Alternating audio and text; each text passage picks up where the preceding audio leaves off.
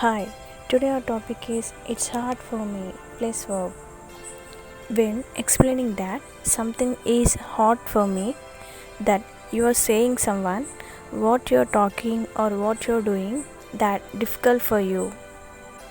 ఎదుటివారు ఏదైనా పని చేసినప్పుడు ఆర్ ఎదుటివారు ఏదైనా పని చెప్పినప్పుడు ఏదైనా మాట్లాడినప్పుడు అది మీకు ఇబ్బందిని కలిగించినట్టయితే అది వారికి ఎక్స్ప్లెయిన్ చేసినప్పుడు ఇట్స్ హార్డ్ ఫర్ మీ అనే సెంటెన్స్ని యూజ్ చేయవచ్చు.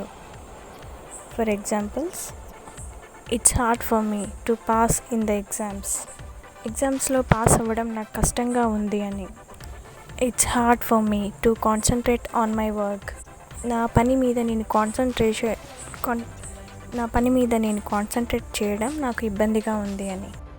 It's hard for me to listen what you're talking. మీరు ఏం మాట్లాడుతున్నారో అది వినడానికి నాకు ఇబ్బందిగా ఉంది అని. It's hard for me to handle this situation. ఈ పరిస్థితిని ఎదుర్కోవడం నాకు ఇబ్బందిగా ఉంది అని. It's hard for me to balance my studies and work.